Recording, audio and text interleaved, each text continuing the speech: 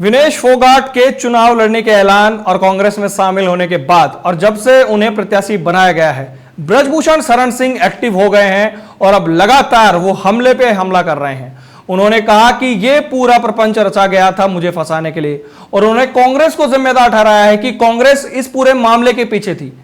उन्होंने बात करते हुए ये सारी बातें ऑन रिकॉर्ड बोली है, कैमरा पे बोली है कि ये जो सारा मामला है सिर्फ और सिर्फ ये जो दीपेंद्र हुड्डा का उन्होंने नाम लिया, भूपेंद्र हुड्डा का उन्होंने नाम लिया, उन्होंने कहा कि ये बेटियों के सम्मान की नहीं खुद के राजनीति के लिए लड़ाई लड़ रही थी। उन्होंने विनेश फोगाट हो, चाहे साक्षी मलिक हो, चाहे बजरंग पूनिया हो, तीनों पर ये जो हमले किए और उन्होंने यहां तक भी कहा कि अगर उनकी पार्टी चाहेगी तो मैं उनके खिलाफ हरियाणा में चुनाव प्रचार करने जाऊंगा भी। देखिए ब्रजभूषण शरण सिंह का ये बयान। ये खिलाड़ियों का आंदोलन नहीं है। क्या ये नियम है कि एक दिन में एक खिलाड़ी 2 वेट कैटेगरी में ट्रायल दे?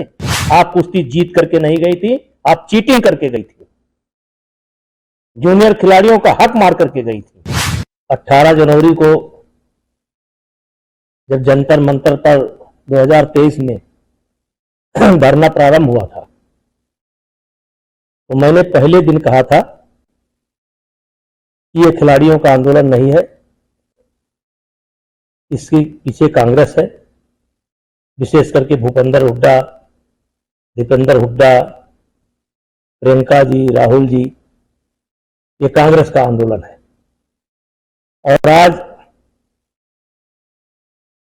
ये बात सच साबित हुई कि इस पूरे आंदोलन में या हमारे खिलाफ जो षड्यंत्र हुआ इसमें कांग्रेस शामिल थी और जिसको लीड भूपेंद्र हुड्डा कर रहे थे। लेकिन हरियाणा की जनता को मैं कहना चाहता हूं कि भूपेंद्र हुड्डा और दीपेंद्र हुड्डा या बजरंग या विनेश, ये लड़कियों के सम्मान के लिए नहीं बैठे थे।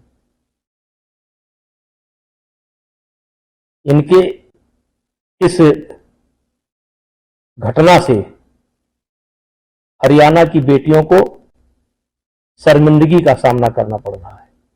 बेटियों के सम्मान का कोई अगर गुनाहगार है तो बजरंग है, विनेश है, यह आंदोलनकारी है और जो स्क्रिप्ट लिखा भूपेंद्र हुड्डा ने, ये जिम्मेदार है, मैं जिम्मेदार नहीं हूं। अगर बीजेपी आपको प्रचार के लिए वहां भेजे तो आप जाएंगे, प्रचार करेंगे? अब मुझको बीजेपी क्यों प्रचार के लिए भेजेगी? बहुत नेता हैं बीजेपी के अंदर, लेकिन अगर कहेगी तो मैं जा सकता हूं।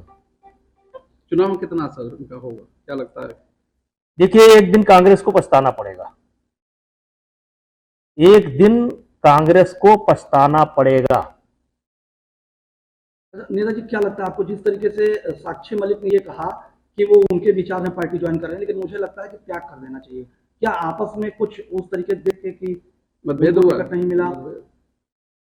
अब इस पर मैं कोई अपनी राय नहीं व्यक्त कर सकता हूं, लेकिन 18 जनवरी को जब जंतर मंतर पर प्रदर्शन शुरू हुआ था तो उस दिन तमाम ऐसे लोग थे जिनको लगा था कि शायद इसमें सच्चाई है, महिलाओं के साथ बदतमीजी हुई है, बेटियों के साथ बदतमीजी हुई है। आज वो लोग भी अपने आप को छले महसूस कर रहे हैं। जिस तरीके से पहलवानों का नुकसान हुआ, इस समय कुश्ती में जो नुकसान हुआ, इसका भरपाई कौन करेगा? ये पहलवान लोग प्रदर्शन करते रहे, कहीं ना कहीं नुकसान हुआ। इस बार ओलंपिक में भी देखिए, इन्होंने हरियाणा खेल के कारण या खेल का के क्षेत्र में भारत का मुकुट है,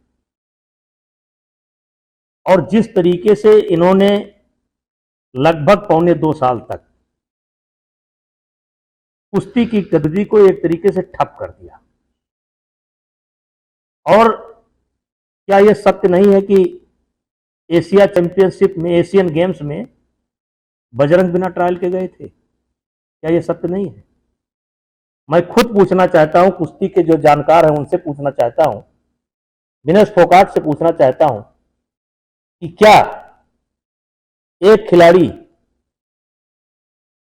एक दिन में 2 वजन में ट्रायल दे सकता है? क्या वजन के बाद 5 घंटे तक कुश्ती रुकवाई जा सकती है? आप नियम की बात कर रही हैं। क्या ये नियम है कि एक दिन में एक खिलाड़ी 2 वेट कैटेगरी में ट्रायल दे? इसमें आपने हक नहीं मारा? क्या 5 घंटे तक कुश्ती नहीं रखवाई? क्या रेलवे के रेफरियों का इस्तेमाल नहीं हुआ? आप कुश्ती जीत करके नहीं गई थी, आप चीटिंग करके गई थी।